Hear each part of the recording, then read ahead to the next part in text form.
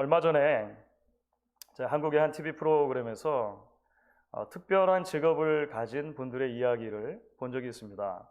그 중에서 한 분이 성형외과 의사이시면서 동시에 문신 기술자인 분이 있었어요.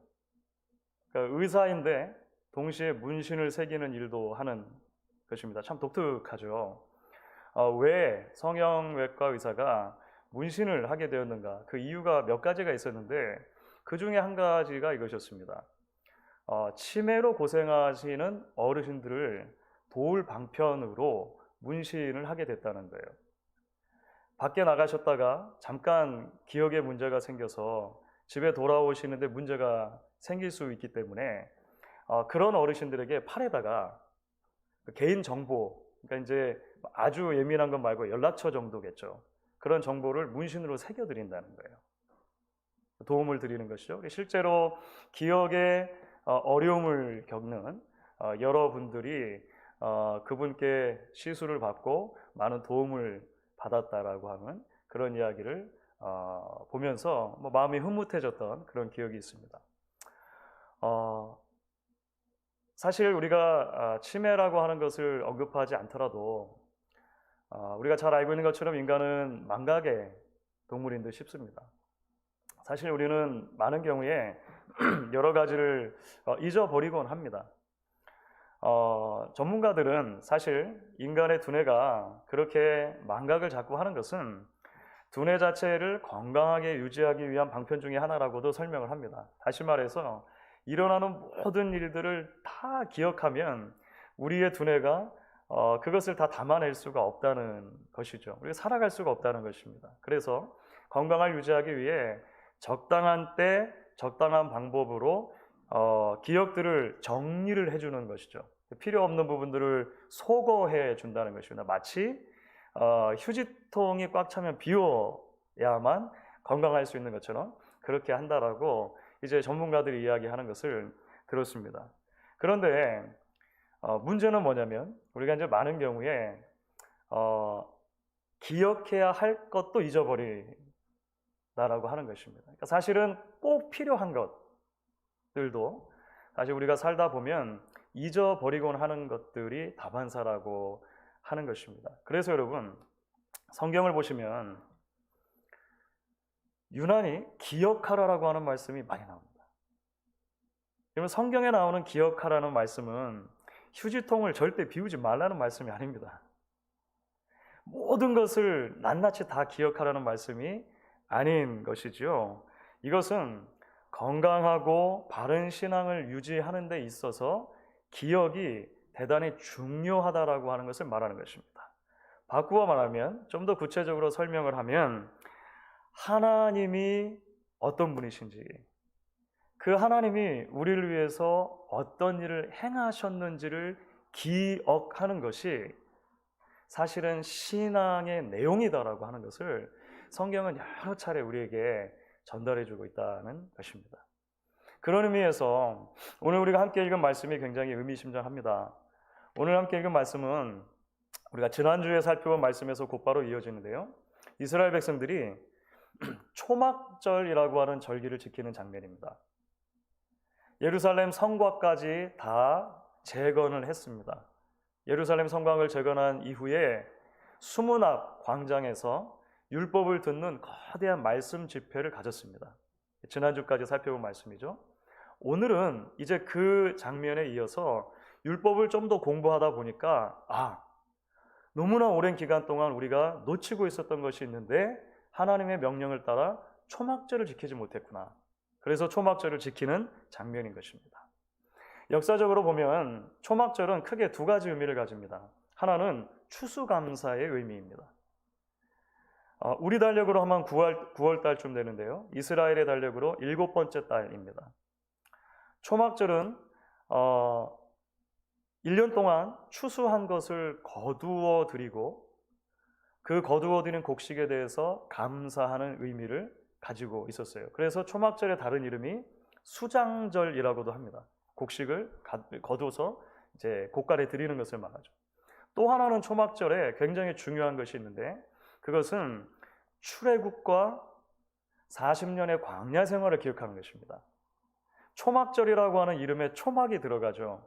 말 그대로 나뭇가지 풀로 얼기설기 지은 초막에서 일주일 동안을 거하는 것입니다. 그 이유가 뭐냐면 광야 생활을 기억하는 데 있습니다. 그때 그 지나왔던 고된 세월 그리고 하나님의 인도하심을 기억하는 것, 초막절이라고 하는 것이죠. 그런데 사실 이제 느헤미야 8장에서 포로기에서 돌아온 이스라엘 백성들이 느헤미야 공동체가 초막절을 지킬 때는요, 추수감사의 의미라기보다는 광야 생활을 기억하는 의미가 훨씬 더 강하다는 것을 보게 됩니다. 이것은 특별히 우리가 오늘 읽지는 않았습니다만 느헤미야 9장 말씀과 연결해서 볼 때 잘 알 수가 있습니다. 느헤미야 9장은 그렇게 초막절을 일주일 동안 지낸 다음에 이제 8일째 되는 날 큰 성회를 열면서 이스라엘 백성들이 하나님 앞에 드렸던 공적인 기도의 내용입니다. 9장 전체거든요. 그 공적인 기도 내용을 보면 과거 하나님의 우리 조상들을 향한 인도하심, 그리고 포로기 백성들 우리들을 향한 하나님의 인도하심의 역사를 되짚어보는데 그 의미가 있습니다. 기억하는 것입니다. 반추하는 것이죠. 여러분, 그래서 오늘 우리가 함께 읽은 말씀 그리고 이제 9장까지 함께 연결해서 살펴보게 될 텐데요, 오늘을 살아가는 우리들에게도 신앙에 있어서 반드시 잊지 말고 기억해야 할 것이 무엇인지를 이 말씀은 이야기를 해줍니다. 조금 더 구체적으로 팬데믹 시기를 지나는 우리들에게, 그리고 특별히 가정의 달, 또 어버이날을 맞은 우리들에게 이 말씀을 통해 우리는 한 2가지 정도 우리가 반드시 기억하고 붙들어야 할 신앙의 가장 기본적인 원리들을 아마 발견하고 적용할 수 있을 것 같습니다. 첫 번째로 여러분, 우리가 기억해야 하는 것은 죄인을 구원하시는 하나님의 은혜에 대한 기억입니다.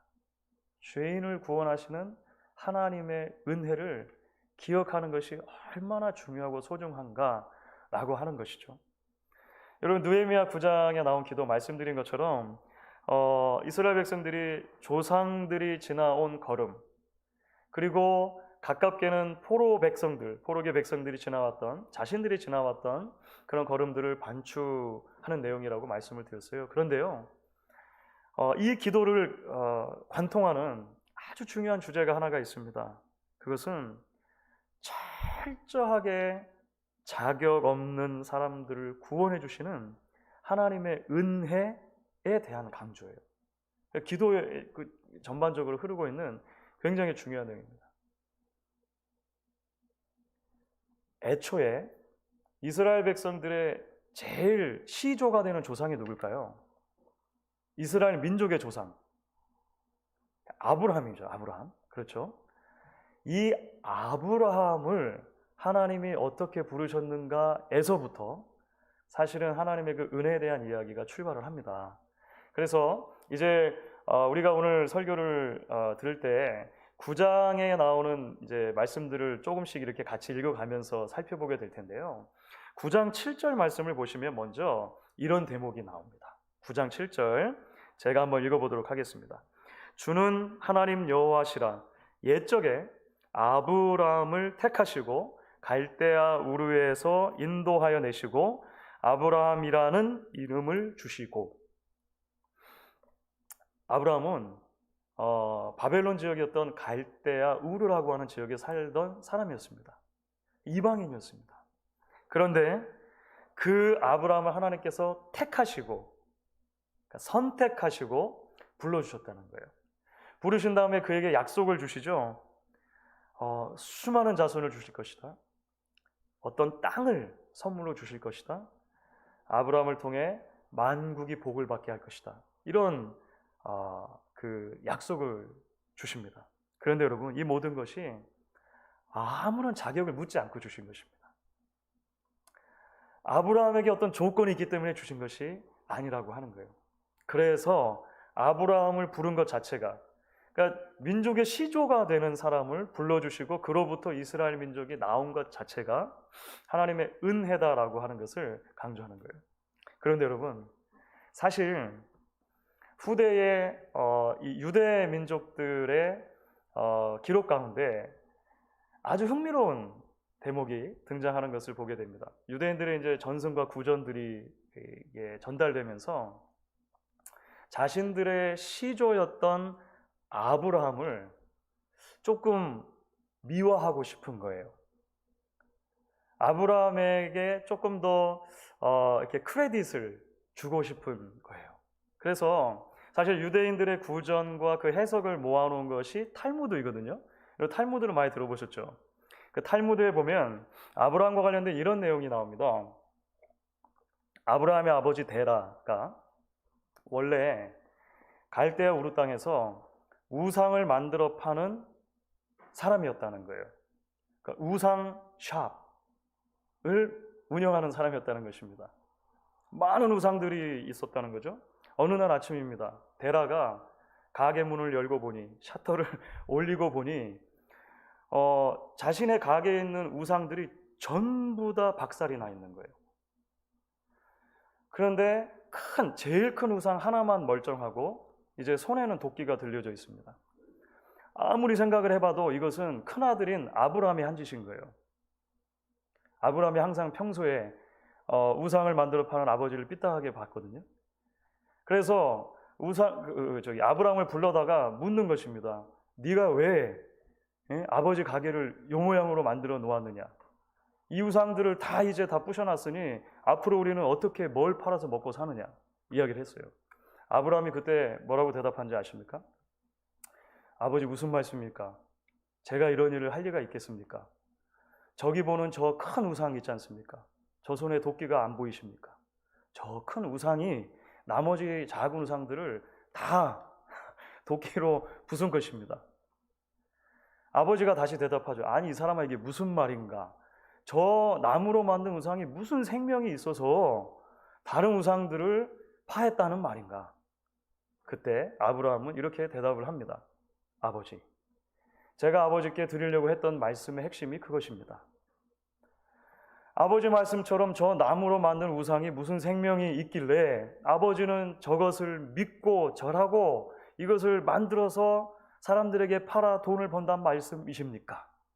했다는 거예요. 여러분 어떠십니까? 좀 감동이 되십니까? 근데 여러분 여기서 아멘 하시면 안 되는 게 말씀드린 것처럼 이것은 성경에 나온 이야기가 아니에요. 성경에 나온 이야기는 아니고 후대의 유대인들이 자신들의 시조가 되는 아브라함에 대해서 생각하다가 아브라함을 조금 미워하고 싶은 마음을 담아서 나중에 슬쩍 끼워 넣은 이야기입니다. 탈무드에는 이런 비슷한 이야기 몇 개가 나와요. 아브라함을 이렇게 높여주는 이야기. 다시 말하면 뭘 이야기하고 싶은 거죠? 하나님이 아브라함을 선택하신 것은 이유가 있다는 것입니다. 아브라함이 될성 부를 떡잎이었다는 거예요. 될성 부를 떡잎. 아브라함이 잘할 것을 하나님이 미리 보시고 선택하셨다라고 하는 그런 내용이 탈무드 안에 들어 있는 것이죠. 그런데 여러분, 사실은 그게 아닙니다. 우리가 성경을 자세히 읽어보면 여호수아 24장 같은 데 뭐라고 말하냐면 아브라함의 아버지 데라나 아브라함이나 모두가 다 메소포타미아 지역 저 건너편에 있을 적에 우상을 섬기는 사람들이었다는 거예요. 모두가 다 똑같은 죄인이었다는 것입니다. 모두가 다 하나님의 사랑을 받을 만한 자격이 없었다는 거예요. 그런데 하나님은 아브라함을 선택해 주셨다는 것입니다. 불러주셨다는 것입니다. 그를 통해 하나님의 복이 온 세상으로 흘러들어가시는 통로로 삼아주셨다는 거예요. 여러분 그게 은혜죠. 그게 은혜입니다. 사랑하는 여러분, 믿음의 길은 날마다 우리의 택함과 구원이 하나님의 은혜에 있음을 기억하는 것입니다. 여러분 우리는 하나님의 자녀입니다. 우리는 하나님의 가족입니다. 맞죠? 맞죠. 그런데 여러분 우리가 하나님의 자녀가 되고 우리가 하나님의 가족이 된 것은 우리에게 자격이 있어서가 아닙니다. 우리가 하나님 앞에서 잘남이나 또는 조건이 충족했기 때문에 하나님이 우리를 택하신 것이 아니라고 하는 거예요. 은혜라고 하는 것은 100% 하나님이 우리를 호의로 선택해 주셨다는 것을 인정하는 것입니다. 우리가 고백하는 내용이라고 하는 것이죠. 하나님 눈 앞에서 보면 어느 한 사람도 될성 부를 떡잎은 없는 것입니다. 신앙적인 의미에서. 놀랍게도 하나님은 우리를 만세전부터 택해 주시고 불러주셔서 하나님의 자녀로, 하나님의 가족으로 삼아 주셨다는 것이죠. 여러분, 그래서 바울도 보면 이렇게 고백하는 장면이 나옵니다. 디모데전서 1장에 보시면 바울이 이렇게 말해요. 미쁘다 모든 사람이 받을 만한 이 말이여 그리스도 예수께서 죄인을 구원하시려고 세상에 임하였다 하였도다. 죄인 중에 내가 괴순이라. 여러분, 이것은요 초신자 바울이 드리는 고백이 아닙니다. 바울이 처음 예수를 만나고 나서 마음이 막 뜨거워지고 말하는 내용이 아니에요. 이미 바울은 수차례 전도 여행을 마쳤습니다. 여러 곳을 다니며 교회를 세웠습니다. 많은 사람이 바울을 우러러보고 있고 바울을 따르고 있습니다. 그런데 여전히 바울은 하나님 앞에서 고백하는 것입니다. 나는 죄인입니다. 죄인 중에 괴수인 나를 하나님께서 예수 그리스도를 통해 구원해 주셨고 그것이 나를 지금도 살아 움직이게 하는 원동력입니다. 고백하는 것이죠. 사랑하는 여러분, 이 아침에 바로 이 믿음의 선배들의 고백이 저와 여러분의 고백이 되어질 수 있기를 간절히 바랍니다. 여러분, 이제 두 번째로 죄인을 구원하시는 하나님의 은혜를 기억한다는 것은 한 걸음 더 나아가 우리를 또 다른 종류의 고백으로 초대를 합니다. 그것은 구원하신 하나님의 백성들을, 구원하신 당신의 백성들을 하나님은 끝까지 포기하지 않으시고 인도해 주신다라고 하는 하나님의 긍휼에 대한 기억입니다. 하나님의 긍휼하심. 여러분, 말씀드린 대로 이스라엘 민족은요 그 존재 자체를 하나님의 은혜의 빚을 지고 있습니다. 하나님의 은혜가 아니면 아브라함이 택해 줄 수가 없었던 거예요. 아브라함이 아니면 이스라엘 민족이 있을 수가 없는 것입니다. 뿐만 아니죠. 하나님의 은혜가 아니면 400년 동안 종살이 했던 그 이집트, 애굽 땅에서 이스라엘 백성들은 구원을 받을 수가 없었을 것입니다. 하나님은 그들을 기억하시고 아브라함에게 주었던 약속 때문에 애굽에서 400년 동안 종살이 하던 사람들을 구출해내 주십니다. 그리고 이제 광야 생활이 시작이 되는 거예요. 그런데 우리는 너무나 잘 알고 있습니다. 이스라엘 백성들의 역사를 보면은요, 그 하나님의 은혜를 너무나 쉽게 잊는 거예요. 말씀드린 대로 잊지 말아야 할 것, 반드시 기억해야 할 것, 하나님이 어떤 분이시고 하나님이 어떤 일을 우리에게 행하셨는가를 이스라엘 백성들은 자꾸 잊어버렸습니다. 그래서 그 이야기가 그 느헤미야 9장에 잘 나와 있거든요. 느헤미야 9장을 쭉 여러분 읽어보시면은요, 이스라엘 민족이 얼마나 하나님 앞에서 그렇게 불순종했는가를 여러 그 표현들을 통해서 설명하는 게 나옵니다. 아주 다양한 표현들이 나오는데 이런 거예요. 교만하다, 목을 곧게 하다, 명령을 듣지 않다, 거역하다, 기억하지 아니하다, 순종하지 않다, 주의 율법을 등지다. 제가 몇 가지만 뽑은 것입니다. 9장 전체는 이런 내용이 너무 많이 나와 있어요. 이스라엘 백성들은 그렇게 살았다는 것입니다. 그런데 여러분, 참 놀랍습니다. 이런 반복적인 죄악에도 불구하고 하나님께서 한번 부르시고 한번 택하신, 구원하신 당신의 백성들을 향해서 그 사랑의 끈을 결단코 놓지 않으신다는 것입니다. 그래서 9장에는요 이스라엘 백성들의 불순종을 강조하는 수많은 단어들과 함께 그 사이로 하나님의 이런 속성을 버리지 않으시는 하나님의 마음을 강조하는 또 다른 표현이 등장하는 것을 보게 돼요. 그것이 바로 하나님의 긍휼하심, 하나님의 인자하심, 하나님의 불쌍히 여기심 등과 같은 단어들입니다. 한 10차례 정도 그런 표현이 등장합니다. 여러분 그런 시선을 가지고 나중에 한번 9장을 살펴보시면 아주 흥미로운 것들을 발견하실 수가 있을 것입니다. 그렇다면 여러분 좀 더 구체적으로 이런 하나님의 긍휼하심과 인자하심이 어떻게 그 백성들의 삶에서 나타나게 되었을까요? 여러분 먼저는요, 반복되는 죄악에도 불구하고 그 백성을 포기하거나 완전히 버리지 않는 모습에서 나타납니다. 예를 들어 우리가 어떤 우리 아이들이 장난감을 가지고 처음에 놀 때 프라모델 조립해서 만드는 것이 있습니다. 그런데 조립해서 만들다가 마음대로 안 될 때가 있어요. 하나가 부러지거나 삐끗할 때가 있습니다. 대개의 경우에는요, 이것을 다 부숴서 다시 만들어야 합니다. 아니면 못 쓰는 것은 버려야 합니다. 이스라엘 역사를 보면 사실은 이스라엘 백성들은 때로 하나님이 더 이상 고칠 수 없을 정도로 타락하기도 합니다. 하나님을 떠나도 너무 많이 떠나는 경우들을 보게 돼요. 그런데 참 놀랍죠. 하나님 버리지 않으시는 거예요. 자, 그래서 9장 말씀 가운데 16절, 17절을 보면 이런 대목이 있습니다. 여러분 9장 느헤미야 9장 16절과 17절인데요.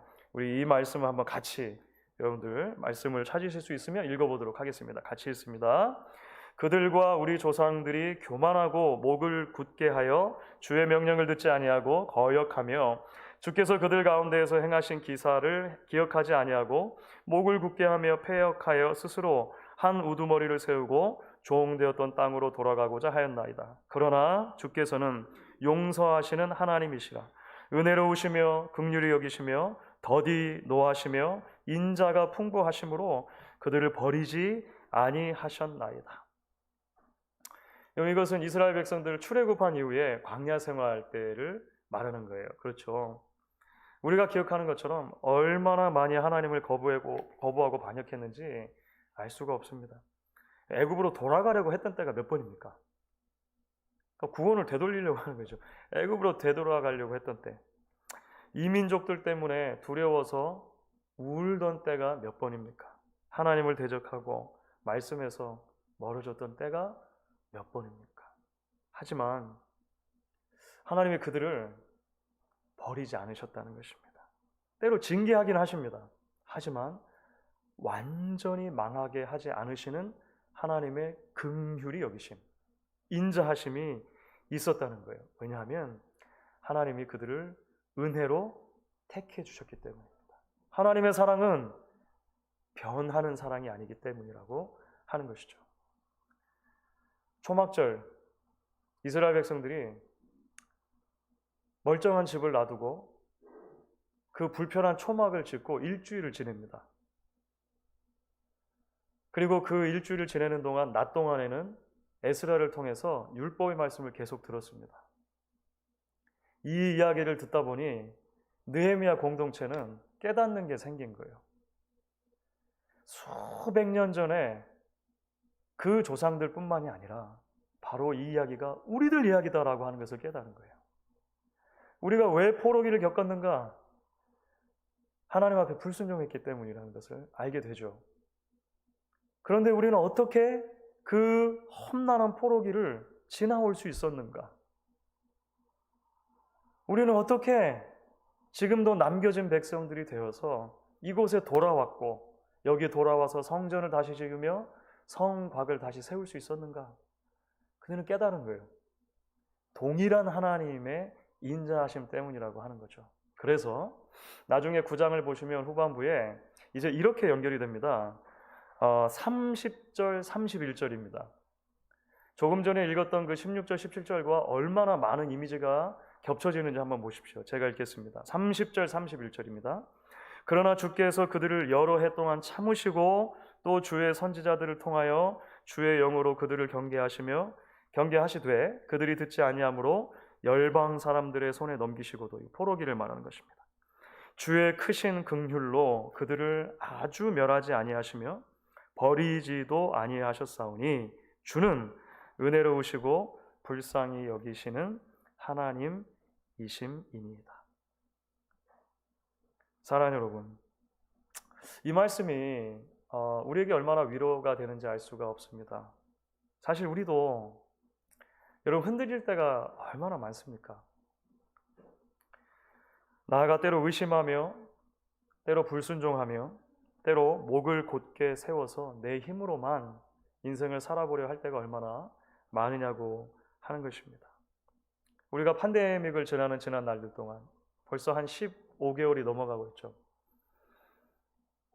돌아보면 믿음으로 하나님 앞에 살았던 날들보다 두려움과 염려 속에 살았던 날이 어쩌면 더 많지 않습니까? 신앙 없는 사람들이 쏟아내는 수많은 정보들이 하나님이 우리에게 주셨던 확실한 약속의 말씀보다 더 크게 보였을 때가 사실은 더 많지 않았냐는 것입니다. 그런데 여러분, 돌아보면 하나님은 변함없는 자비와 긍휼로 우리를 대해주셨습니다. 여기 이르도록 그렇게 우리를 지켜주셨다라고 하는 것입니다. 그 사랑과 은혜를 끊지 않으시고 우리가 하나님을 예배할 수 있도록 불러주십니다. 여러분, 그래서 오늘 느헤미야 공동체 고백은요, 사도 바울이 로마서 8장에서 막 감격과 벅참을 담아서 쏟아내었던 그 찬양시와 아주 닮아 있습니다. 누가 우리를 그리스도의 사랑에서 끊으리요? 내가 확신하노니 사망이나 생명이나 천사들이나 권세자들이나 현재일이나 장래일이나 능력이나 높음이나 기쁨이나 다른 어떤 피조물이라도 우리를 우리 주 그리스도 예수 안에 있는 하나님의 사랑에서 끊을 수 없느니라. 동시에 여러분 뿐만 아닙니다. 하나님의 긍휼과 자비는 반복되는 죄악에 대해서 당신들의 백성들을 포기하지 않고 버리지 않는 데서 한 걸음을 더 나아가십니다. 가만히 놔두는, 그래 살려줄게, 이 정도가 아니라 조금 더 적극적인 의미에서 하나님은요, 그 모든 시기들을 지날 때 당신의 백성들의 필요를 따라 인도해 주시고 공급해 주십니다. 그렇죠. 한국에서는 이제 어제인 8일이 어버이날이고 또 미국에서는 오늘이 마더스데이입니다. 우리 교회는 그래서 어버이 주일로 예배를 드리고 있죠. 이런 절기가 되면 자녀들이 부모님들께 연락을 드리고 또 찾아뵙고 인사를 드리고 또 마음을 담은 선물을 전해드리고 꽃을 사기도 하고 뭐 그렇습니다. 오늘 저희 교회도 우리 교회의 가장 어르신들이신 우리 실로암 선교회원들을 모시고 예배 드리면서 마음을 담아서 선물을 전달해 드렸습니다. 우리 예배가 끝나고 나면 뭐 조촐한 상입니다만 방역 수칙을 잘 지키는 가운데 우리 준비되어진 간단한 식사를 또 함께 나누는 그런 시간도 갖게 될 것입니다. 작년에는 우리가 얼굴을 뵙고 아예 이런 그 모임을 가지지를 못했는데 얼굴을 뵈면서 여러분들과 함께 예배할 수 있게 된 것만으로도 사실 얼마나 감사한지 모르겠습니다. 여러분, 우리가 사랑하는 대상을 향해서 선물을 드리고 꽃을 드리고 또 식사를 대접하고 하는 것은 사랑이 표현되는 것입니다. 표현되는 것이죠. 거꾸로 부모님들도 마찬가지입니다. 부모님들이 자녀들을 향해서 평생 동안 마음을 쏟고 희생하고 헌신하는 것, 그것을 표현하는 것은 마음에 담긴 사랑의 크기 때문에일 것입니다. 여러분, 그런데 하나님의 사랑도 마찬가지라고 하는 것입니다. 하나님은 당신의 자녀들을 향해서 그 거대하고 순결한 사랑을 마음에만 품고 계시는 것이 아니라 구체적인 방식으로 우리에게 표현해 주신다는 것입니다. 이스라엘 백성들은 율법을 듣는 가운데 그것을 너무나 명확하게 깨닫게 되었어요. 과거 이스라엘의 조상들의 광야 생활을 보니까 크게 이것이 어떻게 나타납니까? 하나님의 인도하심은 구름 기둥과 불 기둥이라고 하는 것으로 나타났습니다. 처음 가보는 길입니다. 두려운 길입니다. 누구도 장담할 수 없는 길입니다. 그런데 하나님이요, 놀랍게도 낮에는 구름 기둥, 밤에는 불 기둥을 보내주셔서 그들을 어디까지 가야 할지, 어디서 멈춰야 할지를 가르쳐 주셨다는 거예요. 놀랍죠? 그들의 필요를 공급하시는 것은 어떻게 나타나냐면 하늘에서 만나가 내리고 단단한 바위에서 물이 솟는 것으로 나타납니다. 참 놀랍죠? 기가 막힌 일이 아닐 수 없습니다. 하늘에서 밥이 내려오고 단단한 바위가 깨지고 거기서 물이 솟아서 광야 40년 동안 그들이 굶주리거나 목마르지 않고 지나가게 해주셨다는 거예요.